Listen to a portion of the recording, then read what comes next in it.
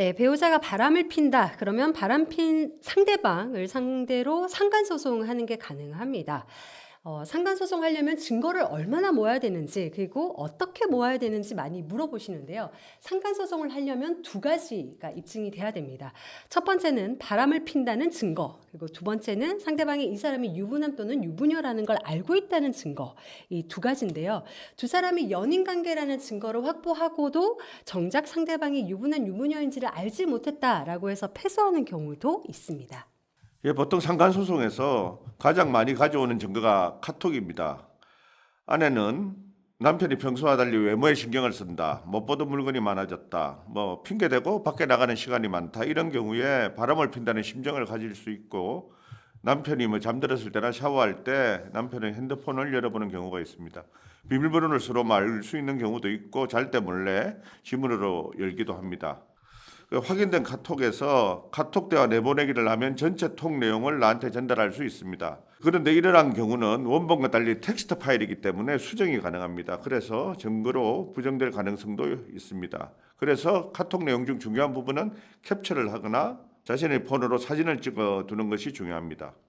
카톡 내용에 누가 봐도 연인으로서의 대화가 이어지고 있다면 그 자체로서 연인 관계라는 것은 입증이 됩니다. 카톡 내용에 우리 와이프가 집에 없다라든지 언제 이혼할 거야라고 하는 내용들이 있다면, 또는 이와 관련해서 다투는 내용이 있다면 결혼한 사람이라는 것을 알면서 교제하는 것은 충분히 입증될 것 같습니다. 또 자주 활용되는 게 블랙박스입니다. 차 밖에서 손을 잡고 있는 모습이 찍힌 경우나 차 안에서 대화 내용이 녹음된 때, 이럴 때 연인 관계를 확인할 수 있는 경우가 많습니다. 불법적인 증거도 많이 확인하는데요. 예를 들면 심부름 센터에 의뢰해서 사람을 따라 붙이는 경우죠. 망원렌즈도 사진을 많이 찍어 오는데요. 그 심부름 센터 얘기 들어보면은 오해를 사지 않게 심부름 센터 여직원과 남자 직원을 마치 커플인 것처럼 해서 따라다닌다고 하더군요. 이런 곳에서는 비용으로 착수금과 성공보수금을 받는데요. 착수금은 따라다니는 기간을 기준으로 하는데 주 단위로 받는 경우가 많습니다. 그리고 성공보수금은 모텔에 들어가고 나오는 모습 등 결정적인 증거를 확보했을 때 주게 됩니다. 이렇게 증거를 확보한 경우에도 어디서 얘기를 듣고 오시는지 망원렌즈로 사진을 찍었는데도 지인이 우연하게 목격하고 사진을 찍었다고 하는 경우도 있습니다.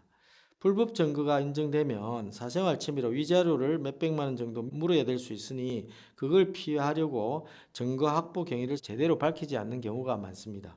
심지어 저희가 했던 사건 중에는 불법적으로 수집한 증거라는 주장에 대해서 어느 날 현관 앞에 누군가 증거를 모아놓고 갔다, 이렇게 반박하는 경우도 있더라고요. 배우자의 불륜을 밝히기 위해서 스파이 앱 같은 불법 앱을 깔기도 하는데요. 3개월치 사용료가 무려 400여만 원 정도 되는 것도 있더라고요. 이걸 배우자 폰에 싹 몰래 깔면 쌍둥이 폰처럼 그 폰을 통해 모든 정보가 이렇게 접근 가능합니다. 카메라에 접근하면 현재 그 폰에서 카메라에 잡힌 모든 화면이 그대로 다 보이고요. 마이크에 접근하면 현재 그 폰을 통해 들리는 모든 소리가 들리는 그런 방식이고요. 위치 추적도 가능합니다. 이런 앱을 쓰시는 분들도 이게 불법인 건 알죠? 남편이 어느 장소에서 성매수하고 있다 하면 현장을 바로 덮치는 용도로 사용하고, 이후 덮친 현장 사진만 증거로 내기도 하는 것을 본 적이 있습니다. 불법임에도 불법을 무릅쓰고 증거들을 많이 모으는데요. 불법 증거 수집으로 상대방이 형사건으로 고소하는 경우가 많지 않기도 하고, 또 고소된다 하더라도 벌금이나 민사상 물어야 할 위자료가 자신이 받아야 할 위자료보다 작기 때문에 불법 리스크를 물면서도 증거를 수집하는 게 현실입니다. 불법적으로 모은 증거가 민사건에서 폭넓게 쓰이고 있는 게 현실인데요. 대법원에서는 제동을 걸었습니다. 스파이 앱을 통해 확보한 증거에 대해서는 증거로 모두 배척해야 된다, 이렇게 판결했습니다. 그런데 그 사건도 이혼 사건이었거든요. 근데 스파이 앱으로 확보한 증거를 빼고도 불륜이 충분히 인정돼 가지고 불륜이 인정된 결과에는 변함이 없었습니다.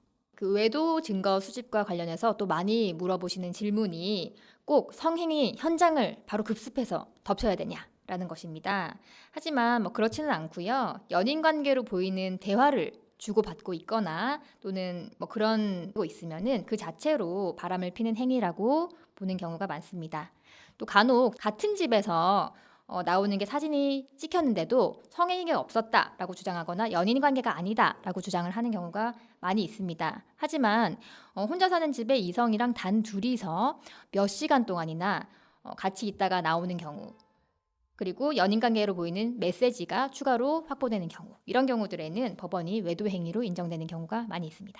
예, 그리고 소송에서 생각보다 많이 쟁점이 되는 것이 서로 유부남인지 몰랐다, 유부녀인지 몰랐다라는 것인데요.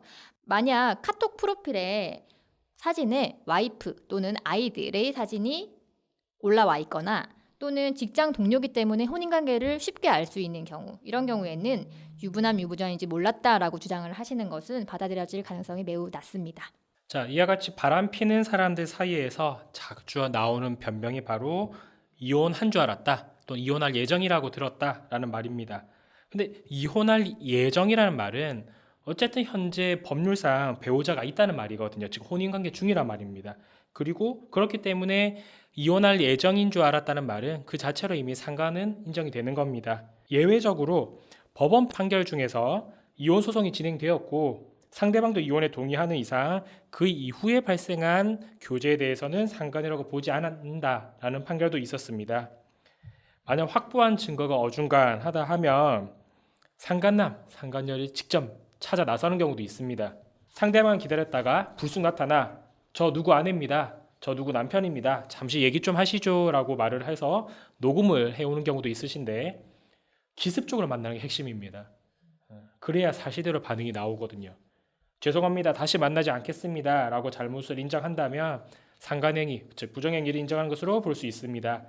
그런데 이때 결혼을 했다고요 라고 반문한다고 하면 상대방도 속은 게 될 테지만 저희 사무실에서 여태까지 했던 사건에서는 이렇게 순수하게 속았던 경우는 아직까지는 없었습니다. 네, 이렇게 증거를 모았으면 상간 소송이 가능합니다. 이혼을 하고 소송할 수도 있고 이혼을 안 한 채 할 수도 있는데요. 이혼을 했을 때 위자료가 안 하고 위자료를 구하는 것보다는 높습니다. 통상 1,000에서 3,000만 원 정도 위자료가 인정이 됩니다.